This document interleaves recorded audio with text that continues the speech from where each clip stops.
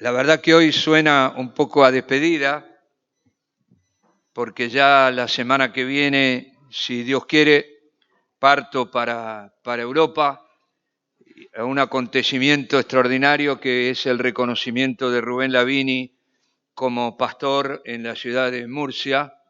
Ya tenemos todo preparado y van a venir hermanos de distintas ciudades para presenciar y de distintos países. Así que yo digo, es una fiesta. Vamos a tratar de filmar algo para enviarles después y que ustedes lo puedan ver. Va a ser el 2 de octubre en la misma ciudad de Murcia. Y bueno, no tengo más que palabras de agradecimiento al Señor. Nunca hubiera pensado en aquellos primeros viajes que hicimos, en uno o dos me acompañó Juan Russo, que íbamos a tener este fruto, digamos, ¿no? No, para mí es un milagro, una cosa maravillosa que Dios ha hecho. Y oren también porque se ha abierto posiblemente una puerta en Alemania. Estoy teniendo algunas conversaciones con un hermano argentino, pero que tiene ciudadanía alemana, se llama Guillermo Müller, que es de muchos años en la comunidad cristiana. Yo no le conocía, pero sé que tiene muchos años. Y bueno, él tiene carga y ya tiene contactos en Múnich, en Frankfurt y muy cerca de la frontera con Austria. Así que bueno, ahí él me ha hecho la invitación para que vaya.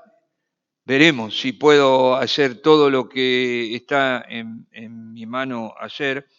Así que es agridulce esto. Me voy y es una mezcla de alegría por lo que voy a experimentar y tristeza por lo que queda acá, digamos. Porque todas las despedidas siempre tienen una carga de sentimiento de tristeza, digamos, por lo que uno abandona, porque también le llamamos y somos parte de aquí. Pero bueno, Dios ha hecho esto y estamos también contentos por ya. El Señor, de nuevo, milagrosamente, me ha cubierto la mitad del viaje. O sea, es una cosa increíble. Es algo que realmente lo cuento como un testimonio, porque no tengo otra explicación de que sin pedir nada a nadie, el Señor, una ofrenda anónima muy grande y otra que sé la persona, pero no puedo decirlo. Realmente una confirmación de que Dios está detrás, ¿no? de todo esto. Bueno, voy a redimir el tiempo. El hermano Carlos Canto, para mí con mucha claridad y capacidad y unción, hizo referencia, nos dio recursos para enfrentar la tentación. Hemos estado hablando de varios de los problemas que experimentamos como varones de Dios. Hemos dado mucha importancia a todo lo relacionado con el sexo, que no es el único problema que tenemos que enfrentar, pero es un gran problema hoy. Y hemos incluso dado ejemplos bíblicos de hombres que cayeron, que no resistieron la tentación y se vieron envueltos en situaciones de pecado y muy dolorosas para sus vidas y para su descendencia. Y vimos un caso bíblico de un joven espiritual que fue José. Y la Biblia define a José, hijo de Jacob, como un hombre espiritual. Ustedes recordarán que la mujer del egipcio que lo había tomado como ayudante, la mujer de Potifar, lo había tentado sobremanera, lo había acosado y él estuvo dispuesto a ir a la cárcel, pero no ofendió a Dios ni cayó en pecado. ¿Y cómo lo pudo hacer? Lo pudo hacer porque era un hombre espiritual. Y yo precisamente quiero en esta noche no continuar, no lo haré mejor ni reemplazando a lo que Carlos Canto, voy a tratar de recuperar el escrito de él y ver si lo podemos imprimir para que ustedes tengan esta diferencia. Él trató el tema, la diferencia entre prueba y tentación. Pero yo quiero en esta noche comenzar a referirme a la vida en el Espíritu.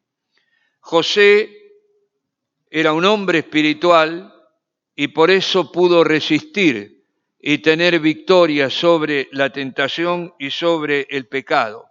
Y no hay otro camino. No hay un recurso humano para resistir la tentación, la sugerencia del diablo, el impacto que producen en nosotros los deseos de los ojos, los deseos de la carne y la vanagloria de la vida. Por eso he intentado buscar respuestas en la Escritura, que siempre es nuestra fuente. No tenemos una respuesta psicológica para estos problemas. Tenemos solo una respuesta espiritual que está en la palabra de Dios. Así que yo sentí del Señor de reflexionar en el capítulo 8 de Romanos, y hoy voy a comenzar una primera parte. Romanos 8 como Gálatas 5, pero sobre todo Romanos 8, es un capítulo totalmente dedicado a la vida en el Espíritu. Por eso yo he sentido que tenemos que reflexionar juntos sobre Romanos 8. De ahora ya los animo a tomar Romanos 8 como una tarea a hacer y buscar ustedes mismos revelación leyendo este capítulo fantástico de la palabra del Señor que nos explica muchos secretos sobre la vida espiritual. De un hombre, un varón de Dios que vive bajo la guía y gracia del Espíritu Santo. Y la verdad que el apóstol Pablo nos da muchas indicaciones en este capítulo para vivir bajo la guía y poder del Espíritu Santo. Describe el accionar del Espíritu en nuestra vida de varias maneras. Una magistral, cuando lo define como el espíritu de adopción, ¿no? Que el Espíritu Santo da testimonio, recuerdan Romanos 8, a nuestro espíritu de que somos ¿qué? Hijos de Dios, de modo que podemos decirle a Dios, papito, Abba, Padre. Luego lo define como aquel que nos ayuda en nuestra debilidad, de modo que con su ayuda e intercesión, en lo que yo recibí por inspiración, podemos con su ayuda, intercesión y guía tener una vida espiritual victoriosa y cumplir los mandamientos, la voluntad del Señor en nuestra vida. Con su guía, poder y gracia, como el mismo capítulo 8 lo dice, da una lista de todos los problemas que enfrentamos en la vida y triunfalmente aquel que vive en el Espíritu dice, somos más que vencedores. En toda esta realidad que se opone al Evangelio, que se opone a nuestra santidad, las artimañas del enemigo para hacernos caer, la Escritura dice que en Romanos 8, que somos por la guía, gracia y poder del Espíritu más que vencedores. Yo les animo a leer un párrafo solo, yo se los voy a leer, no lo busquen, de Romanos 8 al comienzo. Dice así, ahora pues ninguna condenación hay para los que están en Cristo Jesús. Y aquí comienza a describir, los que no andan conforme a la carne, sino conforme al Espíritu. Porque la ley del Espíritu de vida en Cristo Jesús me ha librado de la ley del pecado y de la muerte. Porque lo que era imposible para la ley, por cuanto yo era débil por la carne, Dios, enviando a su Hijo en semejanza de carne de pecado y a causa del pecado, condenó al pecado en la carne para que la justicia de la ley se cumpliese en nosotros, que no otra vez, que no andamos conforme a la carne, sino conforme al Espíritu.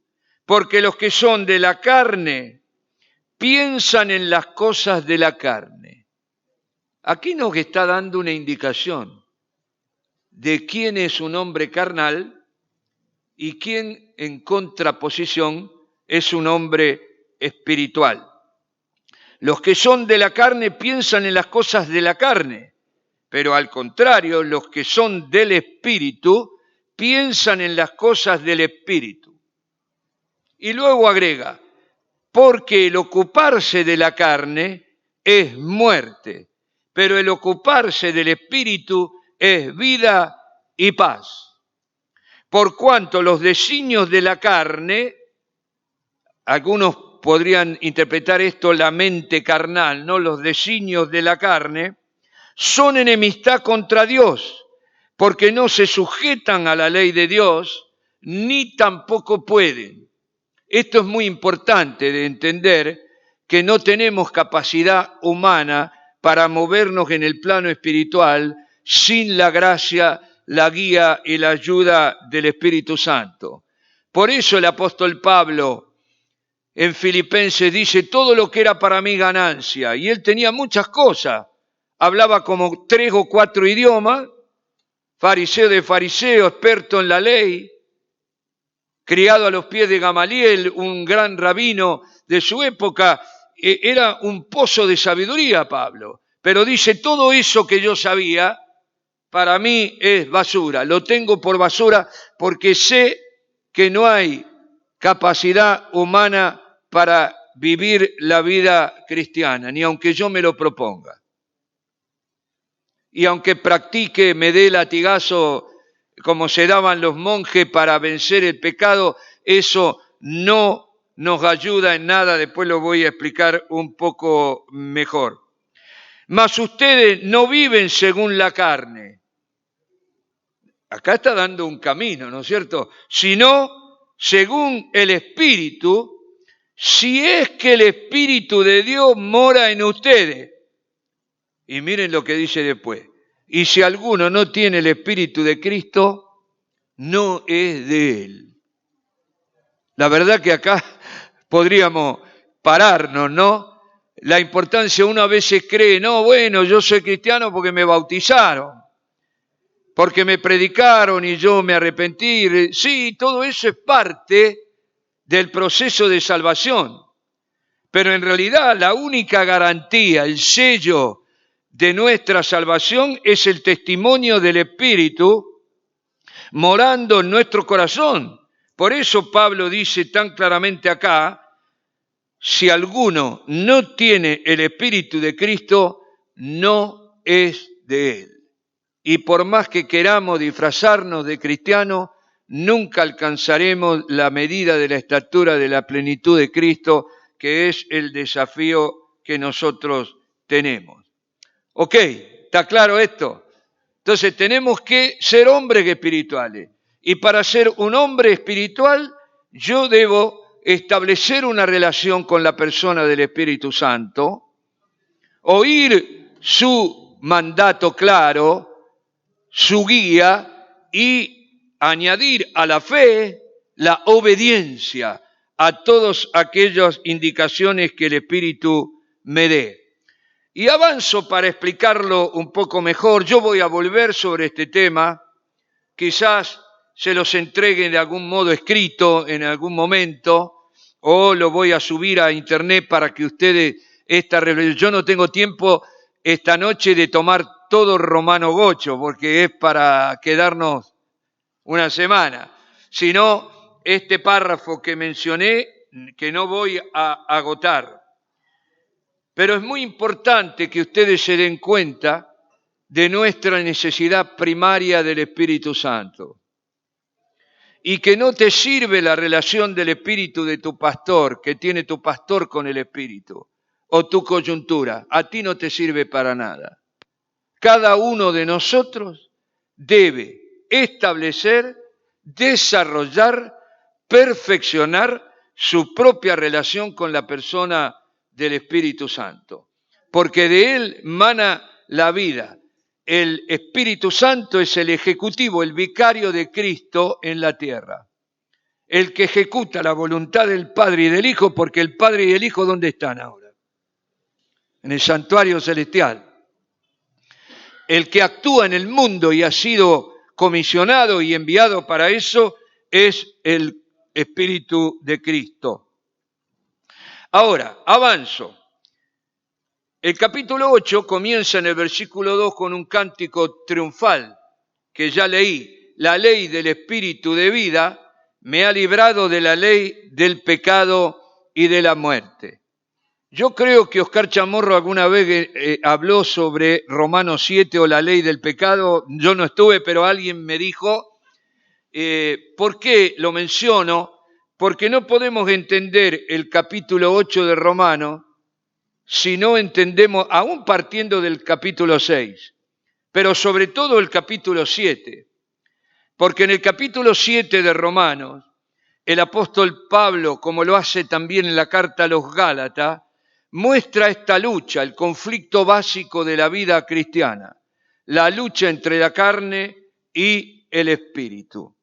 Y fíjense lo que él dice en Romanos 7, del 18 al 24, yo lo corté, no, ustedes lo pueden leer, corté solo una parte, voy a leer, y yo sé que en mí, dice Pablo, esto es en mi carne, no mora el bien, porque el querer el bien está en mí, pero no el hacerlo.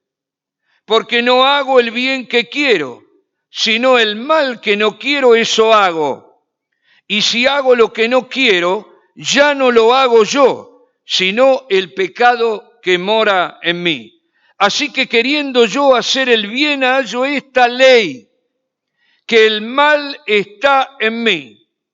Porque según el hombre interior, me deleito en la ley de Dios, pero veo otra ley en mis miembros que se rebela contra la ley de mi mente y que me lleva cautivo a la ley del pecado que está en mis miembros.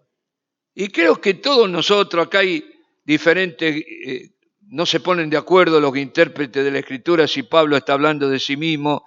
A mí no me interesa, pero creo que en estas palabras todos nos sentimos identificados con esta lucha interior que siempre tenemos ante cada decisión de reaccionar en la carne o seguir la guía del Espíritu Santo. Y miren qué claro lo tenía Pablo, que termina de una manera impresionante el capítulo 7, que en la carta a los romanos no estaba dividido.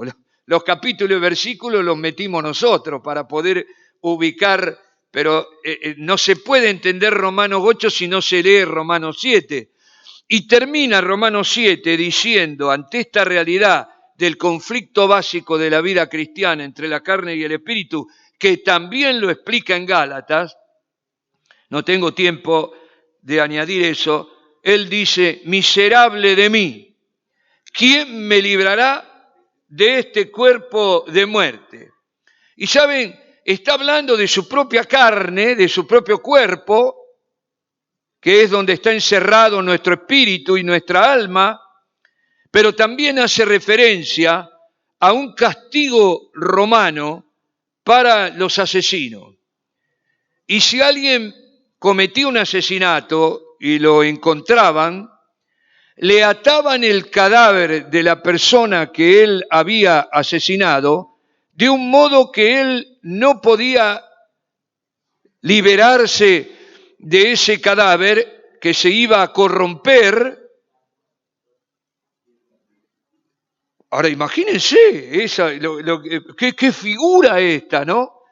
Que Pablo emplea para hablar de nuestra lucha contra el pecado que nos asedia. Entonces, tenemos que meditar en esto, porque acá la Escritura, Romanos, nos habla de dos leyes. Una, la ley del pecado y de la muerte, capítulo 7, Y el capítulo 8, Pablo triunfalmente, porque fíjense, terminar diciendo ¿quién me librará? Si lo dejamos ahí, pero triunfalmente en el capítulo 8, versículo 2, él dice, doy gracias a Dios porque la ley del Espíritu de vida en Cristo Jesús me ha librado de la ley del pecado y de la muerte. Amén. Es posible la victoria. Damos gracias a Dios porque no nos ha dejado huérfanos y ha hecho morar su espíritu en nosotros. Un espíritu que está en, con y sobre nosotros y en toda circunstancia de nuestra vida. Por eso yo me detuve un poco a reflexionar en porque es clave el concepto de ley. ¿Qué entendemos por ley?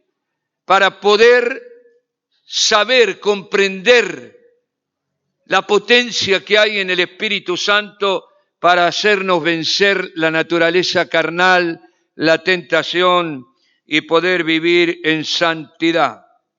Entonces, yo le doy a la palabra ley, o la veo bajo 3 aspectos que muy rápidamente voy a mencionar. El primero, que es el que todos entendemos inicialmente, una regla fija, una norma, regla, norma, disposición, precepto, orden, principio, edicto, mandamiento, legislación, son todos sinónimos. Reglamento, código, legalidad normativa, una norma dictada por una autoridad pública que a todos ordena, prohíbe o permite y a la cual todos deben obediencia, ¿no? Este es el concepto de ley de los abogados, digamos, ¿no es cierto? Que es el primero que nosotros, pero el concepto de ley es mucho más amplio. No me voy a detener tanto en el primero porque ese es obvio, pero también podemos concebir la ley como un principio de acción. Un principio de acción que capacita para que un fenómeno o permite o actúa para que un fenómeno se lleve adelante. Y este concepto de la ley como principio de acción se aplica en todas las ciencias naturales, en las leyes de la física y en las leyes de la química. Y yo doy un ejemplo obvio, que no hace falta mucha sabiduría para entenderlo, que está relacionado con la ley de gravitación universal, conocida también como ley de Newton, ¿no? ¿Recuerdan que dicen que a Newton se le cayó una manzana en la cabeza y ahí él formuló esta ley que por eso lleva su nombre? ¿Y qué dice esta ley? 2 cuerpos se atraen con fuerzas provenientes de la interacción gravitatoria entre ambos. Eso es entre la Luna y la Tierra, por ejemplo, o la Tierra y el Sol, cuyos módulos son proporcionales al producto de sus masas e inversamente proporcional al cuadrado de la distancia que los separa. Bueno, pero es bueno que lo explique de este modo, porque debido a la ley de gravedad,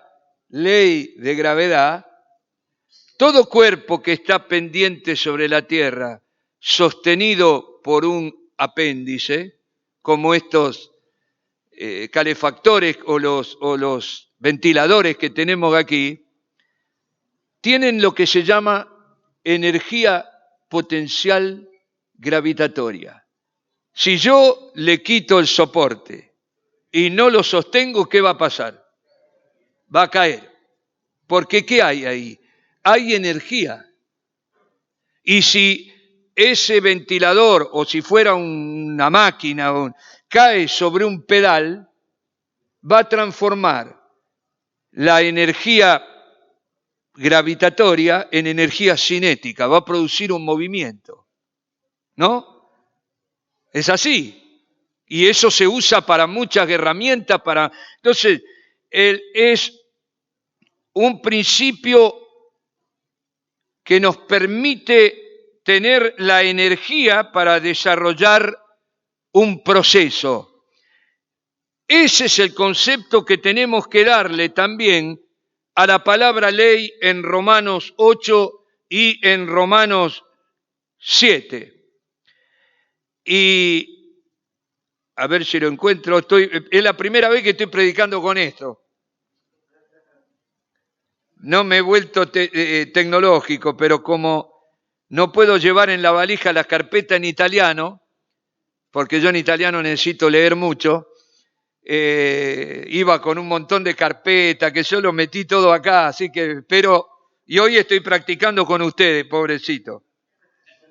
Bueno, ahora, si yo me ubico en el concepto de ley, hablando del espíritu de vida, digo que el Espíritu Santo nos capacita para vivir en santidad, de modo que podamos cumplir los mandamientos del Señor, nos otorga el poder para hacer morir las obras de la carne. Y esta obra fue anunciada por el profeta Ezequiel. Ezequiel 36, 26 y 27.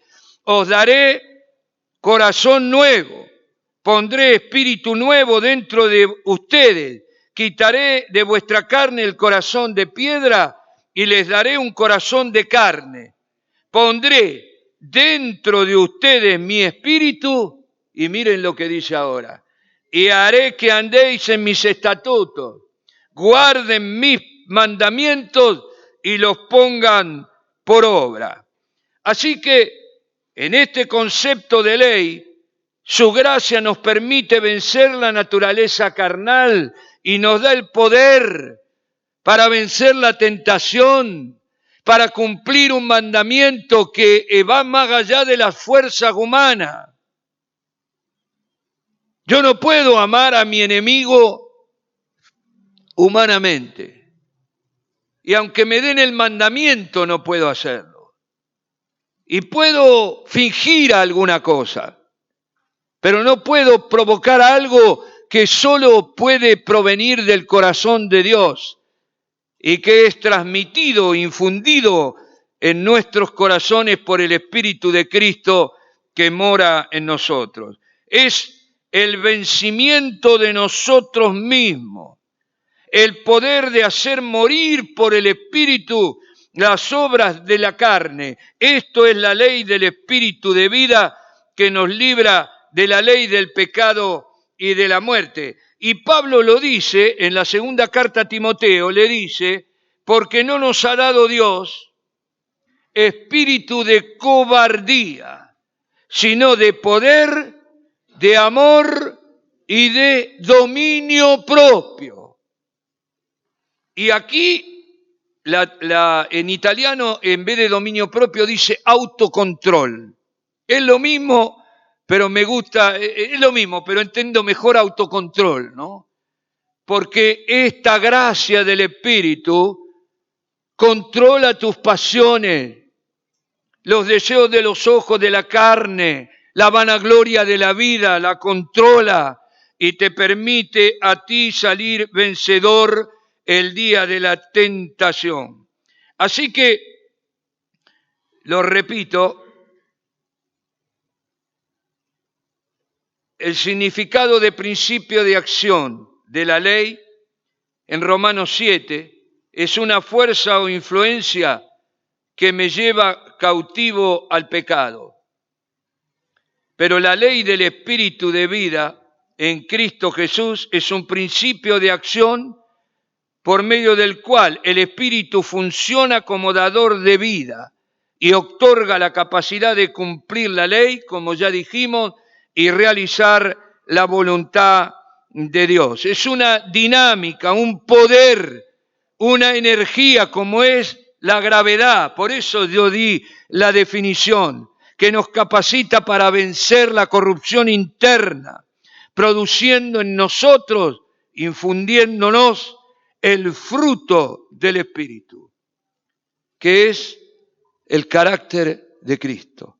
amor, gozo, paz, benignidad, templanza, mansedumbre. Así era el Señor. Y yo no puedo alcanzar esas metas con mi esfuerzo personal.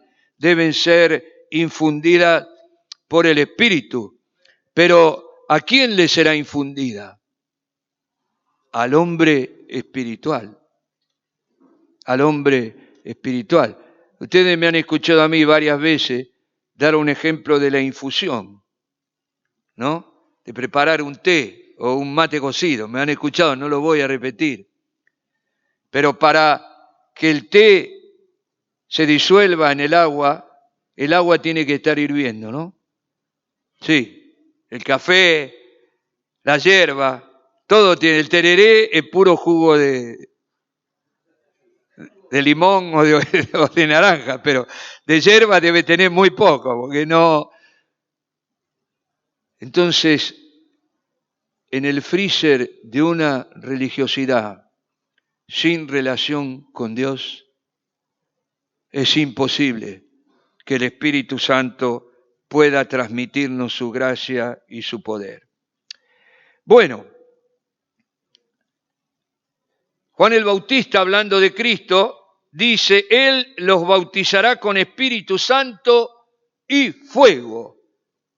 Y el mención del fuego habla de la potencia purificadora que tiene el Espíritu Santo en nosotros para santificar nuestras vidas. Amén. Amén. Y Pablo, en la carta a los Filipenses, capítulo 2, versículo 13, ustedes pueden después buscarlo, dice, porque Dios es el que en ustedes produce, así el querer como el hacer, por su buena voluntad. ¿Y a qué se está refiriendo? Se está refiriendo a la obra del Espíritu Santo en nuestra vida. O, tomando Romanos 8, a la ley del Espíritu de vida en Cristo Jesús. Así que aquí usa el verbo, en este párrafo de Filipenses, usa el verbo griego energeo. Produce el querer o el hacer. El verbo energeo, que significa sacar energía, obtener energía, actuar, obrar, capacitar para hacer, refiriéndose al poder que nos otorga el Espíritu a fin de que podamos cumplir la voluntad de Dios y obedecer sus preceptos y sus mandamientos. Ahora fíjense, teniendo en cuenta la ley como principio de acción, estoy yendo muy rápido, y contrastándola con el sentido legalista, en el capítulo 3 de 2 Corintios, define el apóstol Pablo a los cristianos como cartas escritas por el Espíritu del Dios vivo, el Espíritu viviente, plasmadas en un corazón de carne, en un cuerpo de carne, y agrega que nos hizo ministros de un nuevo pacto, no de la letra que mata, porque la letra siempre mata, porque por la debilidad de la carne no podemos cumplir la ley, pero el Espíritu vivifica. Y este poder vivificante concibe, infunde, como dije antes, lo repito porque es importante, el carácter de Cristo. Por eso somos cartas vivientes. Y culmina en el versículo 18 diciendo que somos transformados de gloria en la misma imagen como por el Espíritu del Señor. Aleluya, aleluya. Y tuve un sentimiento de gozo cuando meditando en el versículo 2 de Romanos 8, pude percibir al Espíritu gritar dentro mío triunfalmente que la ley del Espíritu de vida en Cristo Jesús me ha librado de la ley del pecado y de la muerte. Amén. Amén, amén, amén.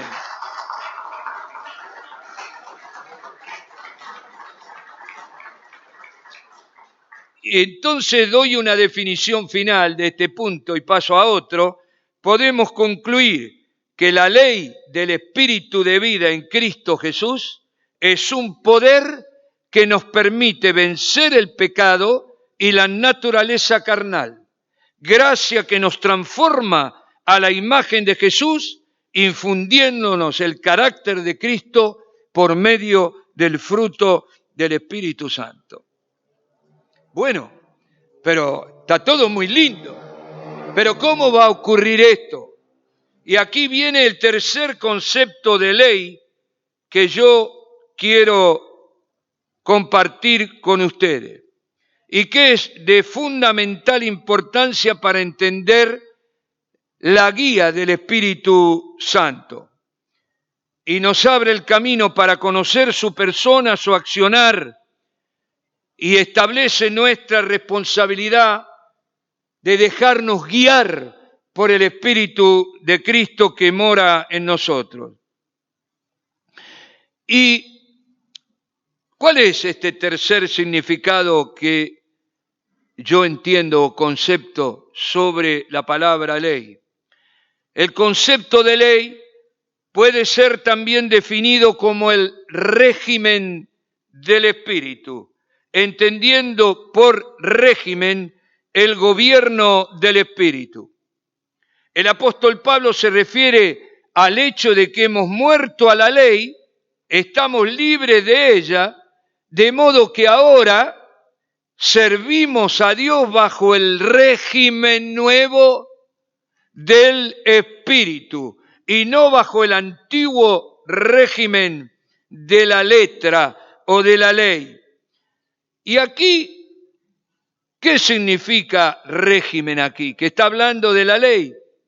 Es el concepto de régimen como los reglamentos, prácticas y ejecución de un gobierno. Y se refiere al modo que tiene esta autoridad de gobernar o regirse. Y se aplica aún en la vida humana de las naciones, se aplica a los gobiernos. Y nosotros tuvimos en la dictadura de 1976 al 82, la dictadura del gobierno militar, se lo conocía como el régimen militar. ¿Qué está diciendo? El gobierno militar. Estoy queriendo decir que tenemos que entender esta definición del versículo 2, la ley del Espíritu de vida en Cristo Jesús, no solo como mandamiento, no solo como la gracia que me da el Espíritu Santo para que yo pueda cumplir el mandamiento, sino que también yo voy a poder recibir la gracia cuando me dejo gobernar por el Espíritu Santo. Si no, es imposible. No tengo yo capacidad de cumplir. Entonces, refiriéndose al gobierno del Espíritu, dice en Romanos 8, mas ustedes no viven según la carne, sino según el Espíritu, si es que el Espíritu mora en ustedes. Así que, hermanos, dice más adelante, deudores somos, siempre Romanos 8, no a la carne, para que vivamos conforme a la carne, porque si viven conforme a la carne, morirán. Mas si por el Espíritu hacen morir las obras de la carne, vivirán, porque todos los que son guiados por el Espíritu de Dios, estos son hijos de Dios. Añade, primero son hijos los que tienen el Espíritu, y ahora la hace más grande todavía. Dice que no basta tener el Espíritu, que hay que ser guiados por el Espíritu. Por eso en Gálatas 5:25 dice lo mismo. Dice, si vivimos por el Espíritu, o si vivimos del Espíritu, andemos también en el Espíritu. Y yo siempre digo, para vivir del Espíritu solo hace falta la fe. Pero para andar hay que añadir a la fe la obediencia. Y ustedes me han escuchado, el verbo griego en el original traducido andar, andemo en el espíritu, era un verbo militar, que significaba andar en fila como soldado detrás de un conductor, de un teniente, de un capitán, de un jefe. Y es una figura perfecta del Espíritu Santo como el que ejecuta el señorío de Cristo. Es imposible vivir el señorío de Cristo sin la guía del Espíritu, porque nos estaríamos sometiendo a una ley imposible de cumplir. Porque imagínense en el Sermón del Monte, ¿no? Cuando Jesús dice, oyeron que fue dicho a los antiguos, no cometerás adulterio. Mas yo les digo, el que mira a una mujer para codiciarla, ya adulteró con ella, elevó a la enésima potencia, ¿no? Entonces, es esta gracia del Espíritu lo que a mí me permite, como ya lo dijimos, vencer, lo repito porque es muy importante. En Gálatas, apoyando con el mismo pensamiento de Romano, dice Pablo, digo pues, anden en el Espíritu y no satisfagan los deseos de la carne. Y aquí también se puede traducir el verbo andar como gobernar. Concluimos en este concepto de régimen que se refiere al gobierno del Espíritu. Consiste en la sujeción a su persona, no a un código de faltas, a un conjunto de reglamentos o leyes, sino obediencia a la persona del Espíritu Santo.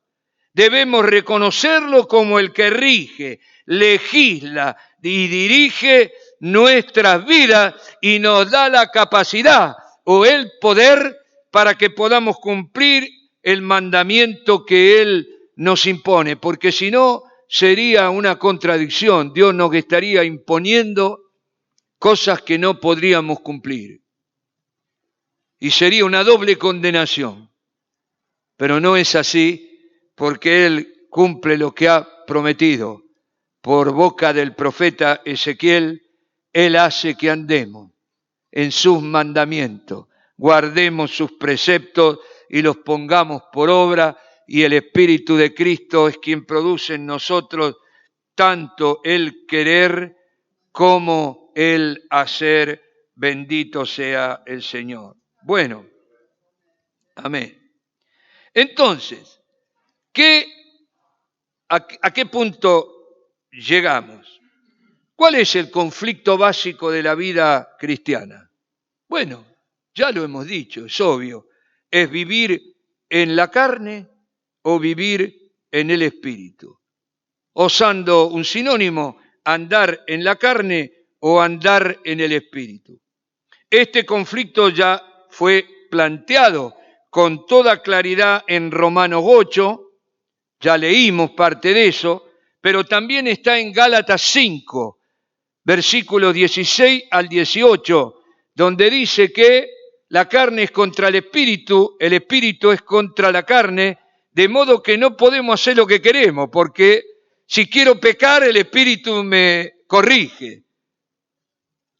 Y si yo quiero obedecer al espíritu, tengo una presión muy fuerte de mi carne, de los deseos de los ojos y de la vanagloria de la vida. Entonces, el espíritu y la carne son antagónicos. La victoria es del espíritu. Por eso, en Romanos 8:2, dice triunfalmente Pablo, la ley del espíritu de vida me ha librado de la ley del pecado y de la muerte. Se resuelve este conflicto y esta lucha entre estos dos poderes antagónicos, como ya dijimos, bajo el gobierno del Espíritu. Porque los que son guiados por el Espíritu no están bajo la ley del pecado y de la muerte. y no practican las obras de la carne, porque el Espíritu los ha librado de la ley del pecado y de la muerte. Entonces, bueno, aquí tenemos este conflicto, y no sé si te has hecho la pregunta, pero ¿qué cosa es la carne? Tenemos que definir un poquito esto. Porque la palabra carne en la Biblia tiene un montón de significados, no solo el del cuerpo, digamos, que nosotros lo asociamos y es su primer significado. Entonces, ¿qué es la naturaleza carnal? Significa, en primer lugar, el estado del hombre que no conoce a Cristo y donde está asentado el pecado. Pero en una segunda acepción, se refiere a la parte más débil de la naturaleza humana y particularmente al elemento inferior, temporal aún del cristiano. Y por esta debilidad, mientras estamos en el cuerpo, podemos convertirnos en hombres sensuales, almáticos, que se mueven en la esfera de su propia alma. Y esto no nos permite controlar los apetitos animales que son excitados y gobernados por el diablo mismo. O sea que está clara y es el testimonio creo de todos nosotros de la debilidad humana y de la carencia de espiritualidad en aquellos que andan en la carne. Ahora, no es solo el cuerpo, sino también el alma, como el asiento de la personalidad, la voluntad, los deseos, las motivaciones, los propósitos en la vida, el lugar donde el ser humano, como ser libre, como persona, puede escoger qué hacer, puede tomar decisiones. Y en esta toma de decisiones y en este conflicto entre la carne y el espíritu, el hombre natural se guía por la mente humana. Y esta mente humana tiene una sabiduría que proviene de los deseos puramente humanos, de los instintos naturales y de los afectos corrompidos. ¿Está claro eso? ¿Tan aburrido? No es un estudio bíblico, hay mucha verdad acá. Pero quise ponerle palabras de la Biblia a casi todo, para no mancharlo con mi propio pensamiento, porque este capítulo es extraordinario, Romanos 8, y tiene muchas claves para vivir y ser hombres espirituales. Santiago agrega algo a la sabiduría que se mueve en los seres humanos sin Cristo. La describe terrenal, animal y diabólica. Y Pablo dice siguiendo la corriente del príncipe de este mundo. Pablo le dice a Timoteo, en los últimos días, muchos apostatarán de la fe siguiendo a doctrinas de demonios que van a ser enseñadas por hombres corruptos, mentirosos, que tendrán cauterizada la conciencia. Y ahí ustedes pueden meter todas las ideologías y filosofías contemporáneas que tienen esta inspiración en el príncipe de este mundo, en Satanás mismo. Pero que también sigue, repito, la corriente de este mundo conforme al príncipe de la potestad del aire. Ahora, en Romanos 8 nos da una clave de quién es espiritual y quién no lo es. Empecemos con los hombres carnales y da una clave. Dice, los que son de la carne piensan en las cosas de la carne. Qué interesante, ¿no? Yo no me había leído muchas veces y nunca me había detenido en la palabra pensar, ¿no? ¿Qué pienso? ¿Qué pienso? La mente carnal y sus deseos, ya dijimos, están en enemistad con Dios. no se sujetan a la voluntad de Dios y tampoco pueden. Por eso el hombre natural no percibe las cosas que son del Espíritu de Dios. La sabiduría humana no las puede entender porque para ellos son locura. Ustedes habrán recibido respuestas cuando predican el Evangelio. No, pero eso es una cosa de loco. ¿Quién puede creer eso?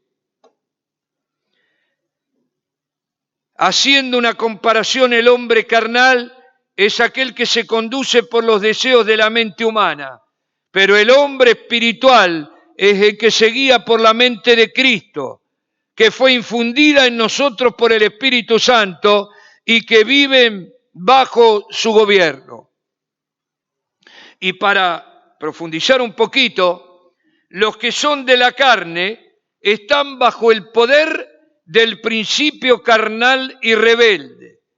Siguen sus apetitos desordenados, deseos desordenados, los deseos de los ojos, de la carne, la vanagloria de la vida. Piensan solo en lo terrenal, en la vida presente, y viven solo para este mundo. Esto es muy importante, porque saben, se ha predicado mucho tiempo, hasta que el mundo entró en crisis, un evangelio para vivirlo en este mundo, para ser ricos, sanos, nunca sufrir. Una mentira, una ilusión, pero muy atrayente. Entonces esto es muy importante. ¿Estás instalado en este mundo? ¿Tienes aquí ciudad permanente? Sí. ¿Te quieres quedar acá? Entonces está clarito esto, está clarito. Entonces fíjense cuánta oración es un petitorio para pasarla bien, pidiéndole a Dios salud, dinero y amor. Y algunos cambian la mujer porque, sí, dolorosamente lo digo. Pero eso es el fruto de andar en la carne, ¿no? Entonces, los que son del Espíritu, en cambio, piensan en las cosas del Espíritu. Por eso el apóstol Pablo dice que tenemos la mente de Cristo y nosotros no hemos recibido el Espíritu del mundo, sino el Espíritu que proviene de Dios, para que sepamos lo que Dios nos ha concedido. Miren cómo está. Lo cual hablamos, no con palabras enseñadas por sabiduría humana, sino con las que enseña el Espíritu, acomodando lo espiritual a lo espiritual. Pero el hombre natural, otra vez, no percibe las cosas que son del Espíritu de Dios, porque para él son locura y no las puede entender, porque se han de discernir espiritualmente. En cambio, el espiritual juzga todas las cosas, pero él no es juzgado por nadie. ¿Por qué? Fíjense lo que dice. ¿Quién conoció la mente del Señor? ¿Quién lo va a instruir? Mas nosotros tenemos la mente de Cristo. Amén. Amén. ¿Y quién es el que te recuerda lo que Cristo piensa, lo que Cristo dijo? Es el Espíritu. Por eso lo dijo Jesús cuando habló de la venida del Espíritu. El Espíritu de verdad les recordará todo lo que yo les he dicho. Y no fue para aquellos 12 nada más. Es para ti y para mí. No podemos recibir la palabra de Cristo si el Espíritu no te la recuerda.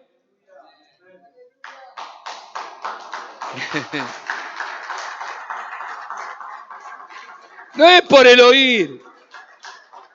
Un loro me puede, o un grabador puede, pero eso no significa, es Dios cuando habla. el que produce el cambio, la transformación, el fruto para el cual Dios nos ha comunicado una palabra, porque la palabra de Dios nunca vuelve vacía. ¿Y cómo sé que tengo la mente de Cristo? Qué preguntita, ¿no? Qué apasionante este tema, la verdad. Yo me voy agregando cosas mientras trato de compartirlo con ustedes. Bueno, yo no tengo duda que la mente de Cristo está en nosotros, porque el mismo Espíritu Santo nos atestigua.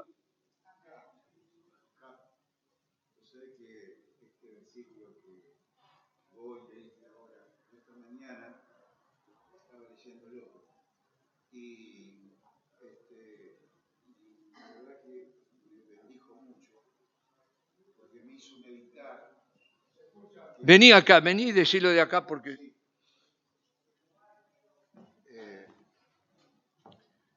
Este versículo que leyó Oscar, esta mañana yo lo estaba leyendo y me hizo meditar mucho porque que lo que está hablando Oscar de alguna manera es algo que ya lo tendríamos todos que haber superado. Y realmente el Señor quiere, dice, para que sepamos lo que Dios nos ha concedido. A los corintios, de alguna manera, no les puedo hablar, dice, como espirituales, sino como a carnales, sino que hay mucho más de Dios que Dios quiere mostrarnos a través de su Espíritu para que sepamos lo que Dios nos ha concedido. Y todavía es como hay mucho que todavía para poder sentarnos en los lugares celestiales con Cristo, para poder ver la gracia que Dios nos ha otorgado. Amén. Y esta mañana estaba meditando sobre esto. Amén, amén, amén. Es el mismo Espíritu. Sí, amén. Amén. Amén. Yo creo que el Señor nos va a revelar muchas más cosas y la va a aplicar a la realidad de cada uno. Porque hay una revelación que es para todos nosotros, igual, es lo mismo, no, el mensaje es igual para todos, pero no es nuestra vida, ni nuestras circunstancias, ni la realidad que nos toca vivir, y el Espíritu Santo aplica la gracia de Dios a tu realidad, a tu personalidad, a las circunstancias que te toca enfrentar. Bueno, ahora sí que metí la pata. Ah, no, acá está. Bueno.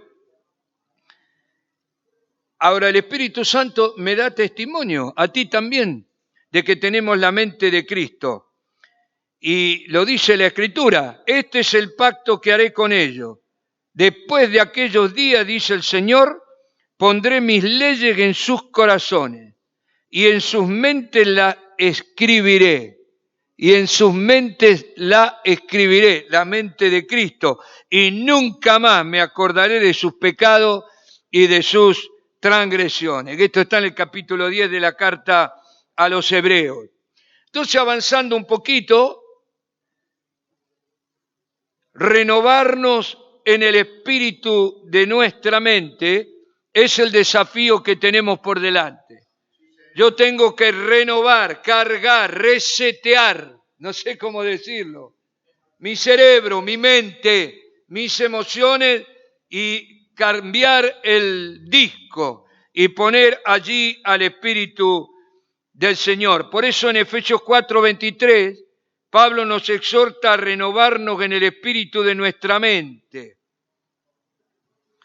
Y claro, nosotros no vamos a tener una nueva vida en Cristo si no adquirimos una nueva mentalidad. Puesto que la conducta, las acciones, son la exteriorización de nuestras convicciones, de nuestro pensamiento. Por eso la batalla primero es acá y acá, ¿no? En nuestro ser interior. Esta nueva mentalidad, esta mente renovada por el Espíritu Santo puede captar las cosas que son de Dios y que el hombre natural no puede entender, como ya dijimos. Implica también, hay más cosas, pero lo dejo para que ustedes lo profundicen, o esto lo vamos a repetir porque las verdades no son tantas, ¿no? No hay, como decía Ivan Baker, no hay mucha novedad en el Evangelio, todo siempre hay que recordar las mismas verdades o profundizarlas. Pero hay un pensamiento que quiero comunicar, que es nuestro deber llevar cautivo todo pensamiento a la obediencia de Cristo Jesús. Y esta es una palabra que se da en lo personal, un desafío que cada uno tiene, pero también se da cuando predicamos el Evangelio para tomar control de los argumentos que van en contra del Evangelio. Y Pablo lo dice así en 2 Corintios, capítulo 3, creo. No, bueno, el capítulo me lo comí acá, búsquenlo después. Pero está en 2 Corintios. Pues aunque andamos en la carne, no militamos según la carne, no actuamos según la carne, porque las armas de nuestra milicia no son carnales, sino poderosas en Dios para la destrucción de fortaleza, derribando argumentos y toda altivez que se levanta contra el conocimiento de Dios y llevando cautivo todo pensamiento a la obediencia de Cristo Jesús. Así que aunque andamos según la carne, en nuestra debilidad, fragilidad, limitaciones, necesidades, aflicciones, pruebas, no procedemos o no deberíamos proceder según la carne. Y en este párrafo Pablo concibe la vida cristiana como una lucha y asegura que las armas de nuestro combate no son las del mundo, sino que están energizadas, poseen el poder divino para derribar fortaleza, para convencer. Muy bien, 2 Corintios 10, 5.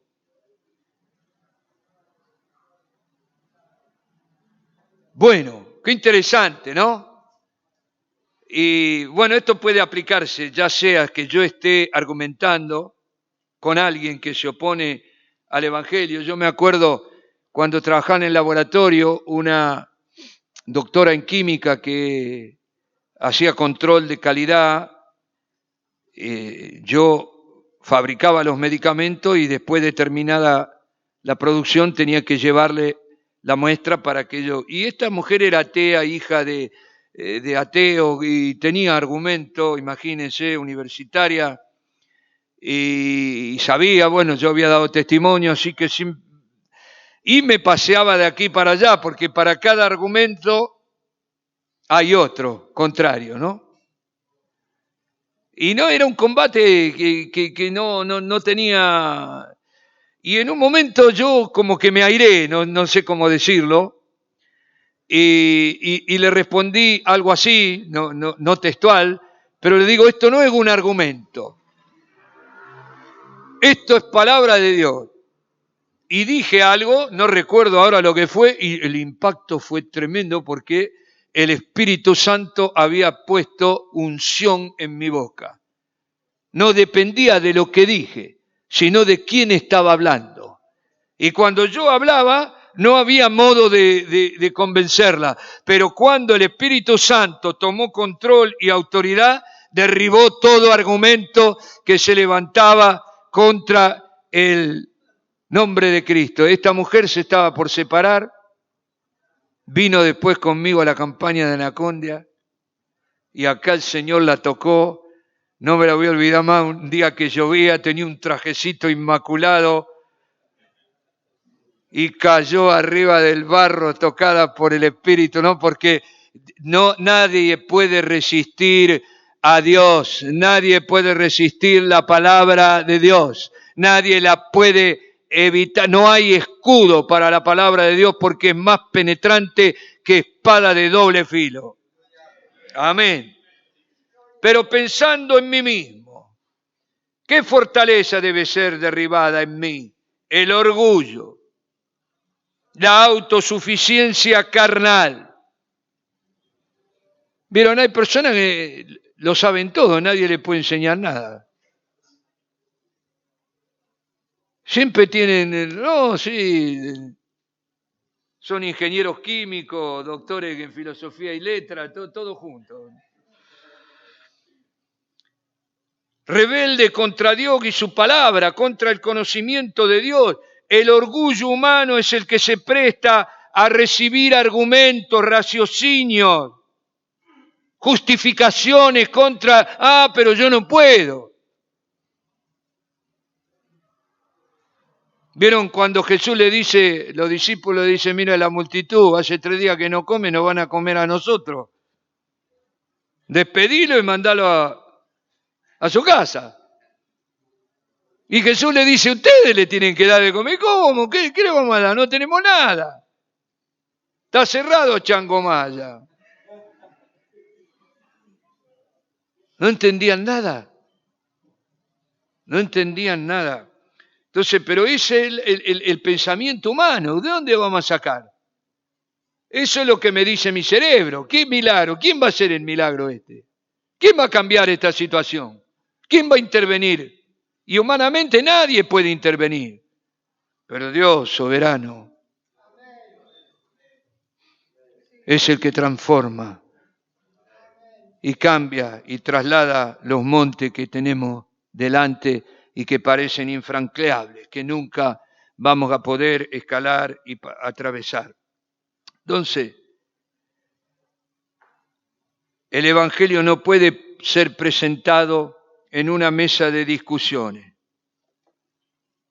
No podemos presentarlo argumentando ahí a ver quién se convierte, quién se convence, sino mediante la proclama ungida por el Espíritu Santo, que es el único que puede derribar los argumentos y llevar cautivo todo pensamiento a la obediencia de Cristo Jesús. Amén. En Romanos 12, el apóstol Pablo habla de renovar nuestro entendimiento. Dice, así que hermanos, les ruego por la misericordia de Dios que presenten vuestra carne, vuestros cuerpos, en sacrificio vivo, santo, agradable a Dios, que es vuestro culto racional. No se conformen a este siglo, sino transfórmense por medio de la renovación de vuestro entendimiento para que comprueben cuál sea la buena voluntad de Dios, agradable y perfecta. Parecido a lo que entendiste, Oscar, en Corintios.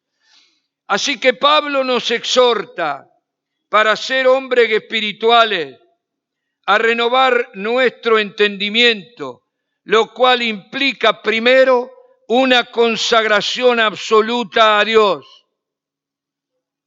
semejante a un holocausto, no una mera actitud interna, sino también exterior, presentando nuestros cuerpos en sacrificio vivo.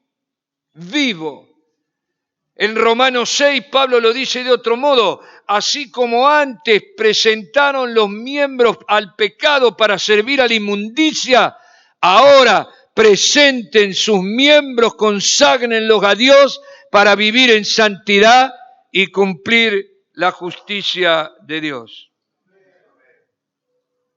Amén. Y saben, la consagración es atemporal.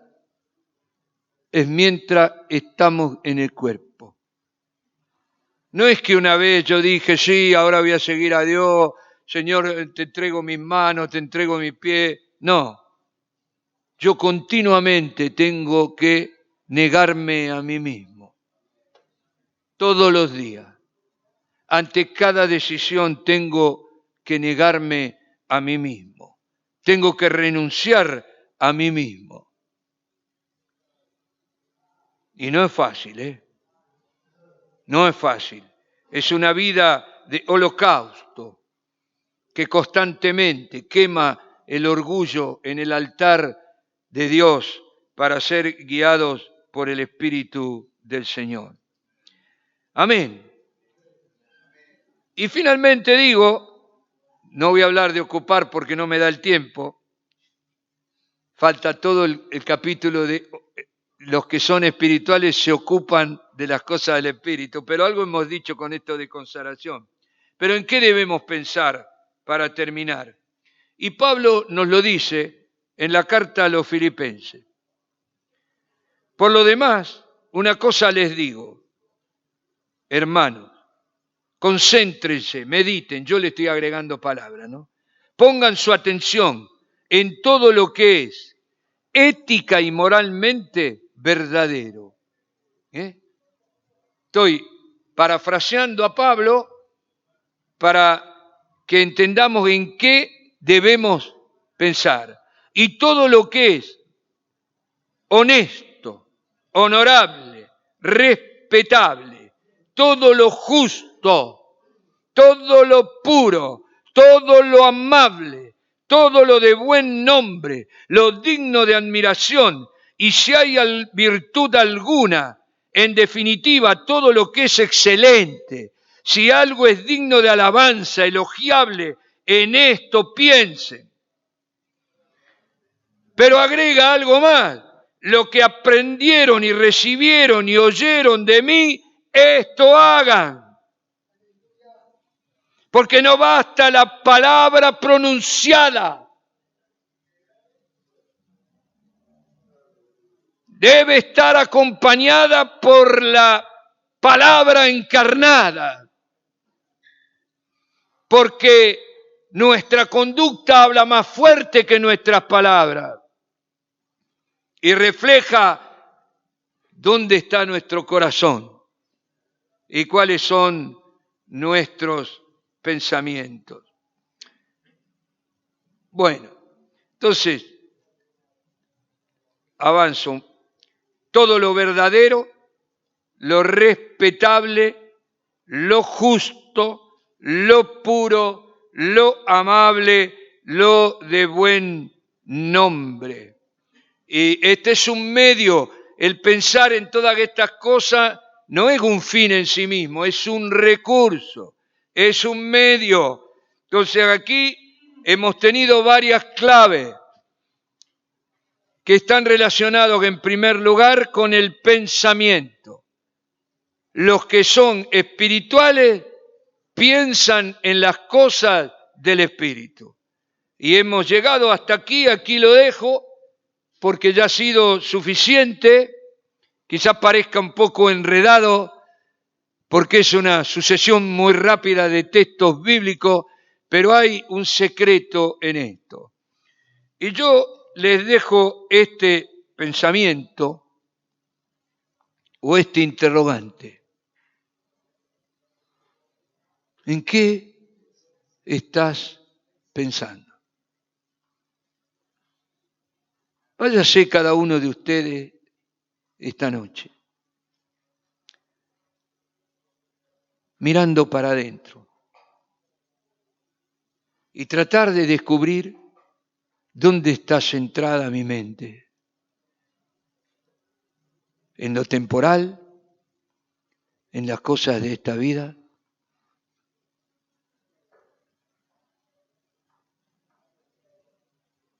Y nos tira,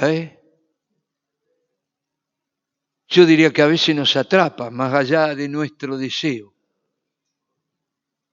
Es difícil muchas veces un equilibrio entre el trabajo, la necesidad de ganarnos el pan, la familia, también el esparcimiento, el descanso, todas las cosas legítimas de la vida, porque al final lo que hay que consagrar es lo legítimo a Dios, ¿no?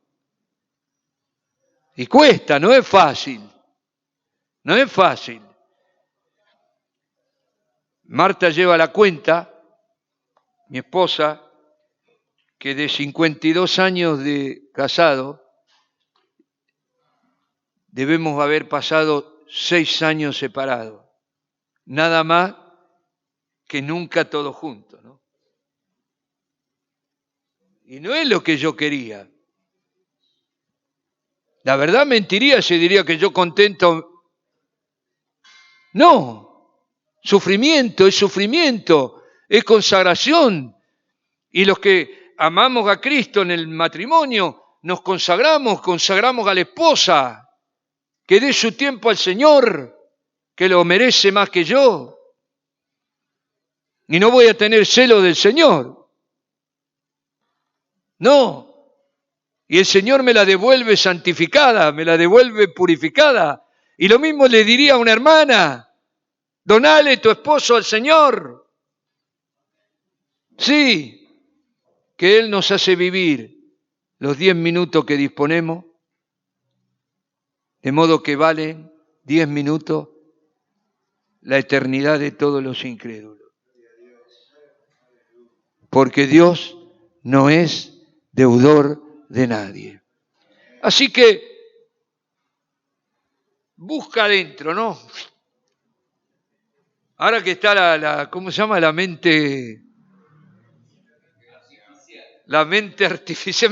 Mire qué cosa, estamos hablando de la mente. Ahora encima tenemos la mente artificial. Ya teníamos problemas con la del diablo, con la nuestra. Ahora viene la mente artificial. Pero el que está con nosotros es más poderoso que los que están en contra. Sí, algo leí. Hay películas también que cuentan esto. Algún día vamos a ver un misil volando que lo tiró alguna computadora. No. Y me hace un favor porque me voy con el Señor. No me preocupa. Pero fíjense, vayan con este pensamiento y el desafío: tengo que renovar mi entendimiento. Tengo que dejar aflorar la mente de Cristo que el Espíritu Santo ha insertado en cada uno de nosotros. Y miren, haciendo esto, Romanos 8 termina de modo triunfal. Cuando dice, en todas estas cosas, y da una lista de todos los problemas que puedes tener en la vida y los que no tuviste todavía, da una lista impresionante. Hambre, desnudez, persecución, espada, ángeles, demonios, no se escapa ningún mal ahí, están todos juntos. Pero en esta cobertura del Espíritu, en esta gracia, en este poder de Dios que mora en tu vida, en todas estas cosas somos más que vencedores. Amén, bendito sea el Señor.